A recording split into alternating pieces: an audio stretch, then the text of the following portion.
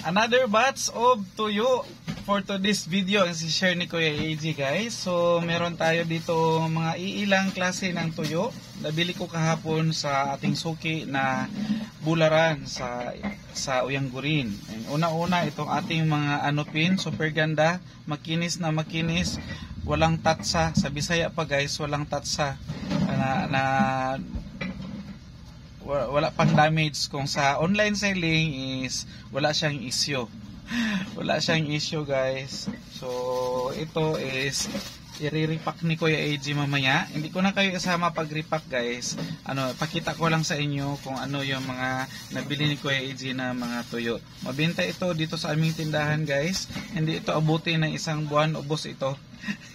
Kunti lang naman, pakunti-kunti lang din yung mga binibili ni Kuya AJ na mga tuyo para at least madali din siyang maubos. May nag-comment kasi, hindi daw ba nasisira ang mga tuyo na benta namin sa awa ng aming mga customers dahil nauubos po lagi ang aming mga tuyo is hindi po siya nasisira and hindi po siya naaabutan ng pagkasira dahil hindi po namimili si Kuya AJ ng kahon-kahon. O ulitin ko, kilo-kilo lang yung binibili ni Kuya AJ and pinakamarami na yung 2 kilo, so hindi siya maabutan ng pagkasira and tansya na namin kung ilang araw lang abutin yung mga binibili naming tuyo. So ito, may nabili ako na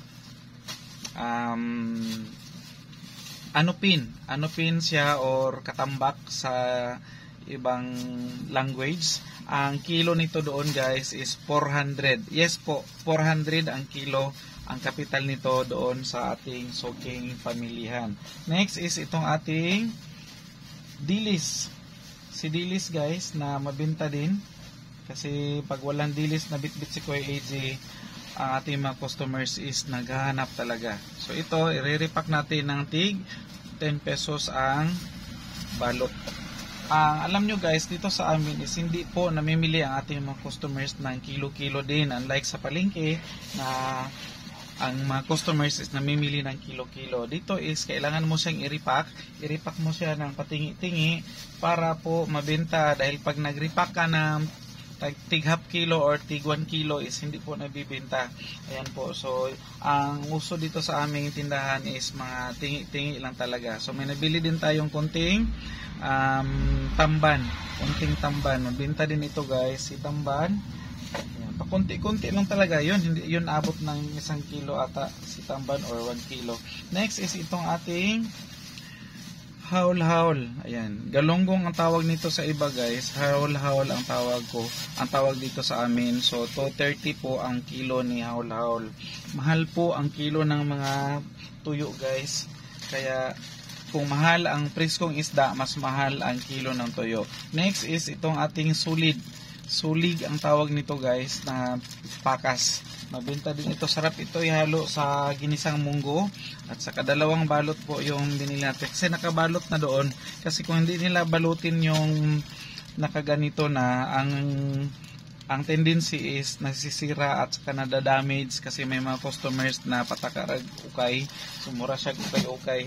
Tingin ng mga customers, so binabalot na nila. And next is itong goodbye head.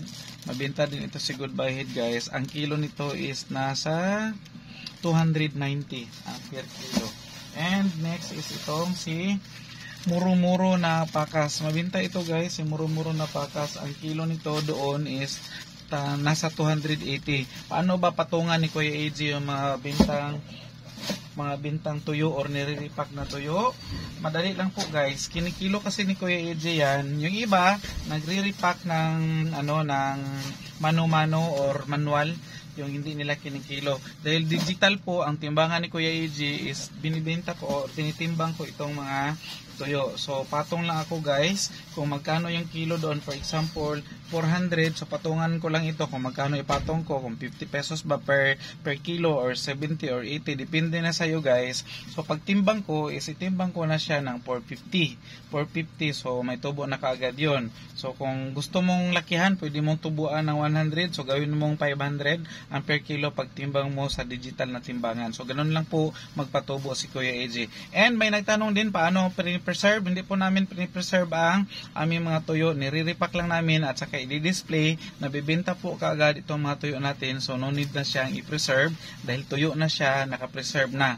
So masisira lang ang mga tuyo kung matagal siyang mabenta. So huwag kayong mamili. Advice ni Kuya AJ, kung start pa lang kayo magbenta ng tuyo, so huwag kayong mamili ng maramihan. Kunyari, bibili kayo ng kahon-kahon na aabutan po talaga kayo ng pagkasira. So pakunti-kunti lang, at least kung maubos, bili na naman. And hindi lang naman ito ang binili ni Kuya AJ sa Oyanggo rin. Bumili ako ng mantika, bumili ako ng bigas. So ang update pala sa presyo ng mantika ngayon guys, kuko po yung binibenta ang mantika ni Kuya AJ. Ang pinaka latest na presyo ni Coco dahil pataas yan ng pataas. Yung last time na pumunta ako is nasa 74 pesos lang yung per kilo. Ngayon is nasa 79.50 na po ang per kilo ng mantika na Coco. Ayan po. So that's all na lang for today guys, and thank you sa pagsama ninyo kay Kuya AJ, and bye bye muna for now.